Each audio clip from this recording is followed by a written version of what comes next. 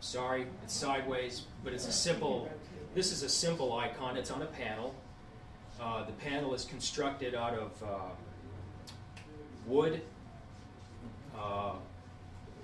Wood I use is poplar, and there are supports on the back of hardwood to counter any warping.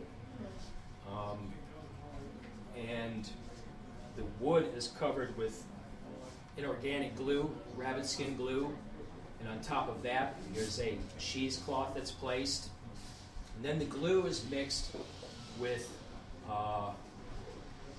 crushed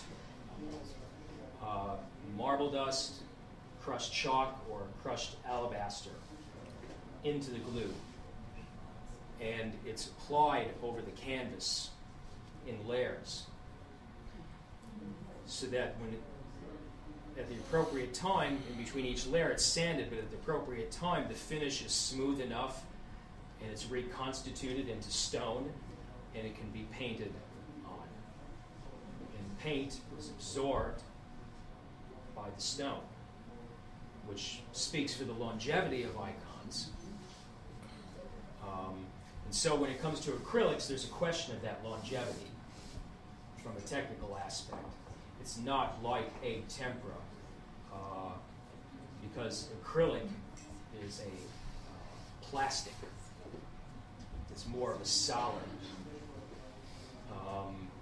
than it is porous. The first layer of paint could be put on, but then that seals the panel. After that, it's paint on top of paint. So there could be a longevity issue with the use, but if there are enough, painting is advanced enough so that even probably the longevity issue might not be an issue. That acrylic is better or has more longevity or less? Well, than the egg tempera. The verdict is still out on that. Many iconographers would say that acrylic is not the best because egg tempera has a proven longevity, and acrylics has not been in existence as long as that. I mean, we're talking about the paintings of sarcophagus and the Egyptian caskets that you see in museums surviving all those years. They're constructed the same way an icon panel is, essentially. It's the same process. And they're here. Acrylics probably would not have survived that long. It would have disintegrated over time. So, but all those things probably from a technical standpoint are probably being worked out. Whether they'll be totally resolved, who knows? But it's a viable medium. Do you find one easier to work with over the other? Not necessarily. Not necessarily. Maybe a little bit of a difference. When you start applying layer on top of layer in acrylics, it reacts differently as opposed to tempera, egg tempera. There's a little bit of a different reaction because in egg tempera the paint is still porous, it's still breathing, it's still alive. And that's, from a theoretical standpoint, even a theological standpoint, the icon is a living and breathing thing. It's made from real thing, real substance. Can we use artificial substances? You know, that would probably be, I don't want to talk about that. Next lecture.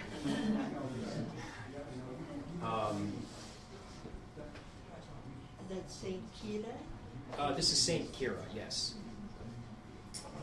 And the gold leaf is 24 karat gold, and there's a process for the application of the gold leaf as well. There's oil-based adhesive, or there's water gilding, where the rabbit skin glue is mixed with a clay, a red clay, and that clay is applied to the gesso. Of course, the gesso has to be flawless. And then the clay is applied on top of the gesso, and then the gesso is adhered to the clay with water and some form of alcohol mixed together. That substance is pooled on top of the gold, of the clay, and then the gold is laid on top of that. And the gold is adhered that way. The water evaporates. And then after it's dry and ready, the gold is burnished with agate stone or wolf's tooth or whatever anybody's preference would be to do that. It's the same way picture frames are gilded. And it turns out to be a very high, you could kind of control what sheen, grade of sheen you want, what grade of shine you want. It could be like a mirror finish. Or it could be muted. Well, I was going to say, in this one in particular, around the bottom of the halo, isn't it a little somewhat darker? And probably just the shadowing of the flash in the camera, the lighting, in the room that's taking the picture. Now, in terms of application of color, there are two schools of thinking concerning this. One is, and what the majority of iconographers do today, is apply one color on top of the other and start with dark and go to light. So it's layered. The other thinking, which has recently been discovered in some of the oldest frescoes from the 9th through the 12th century, this is fresco work now, where colors are not painted on top of each other 100%. Okay?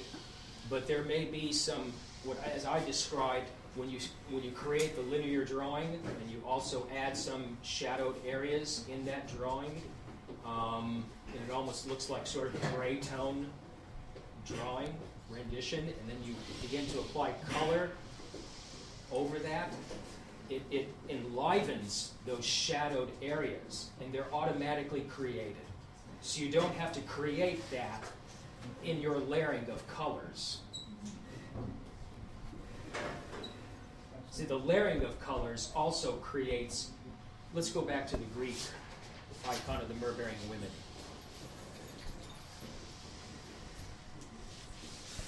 The layering, the layering of colors here, lighter color on top of darker color. So automatically, shadowing is created just by leaving that darker color alone. But in the other way, let's go back to the Annunciation icon. We're full-figured. That'd be the first one. The first one up here.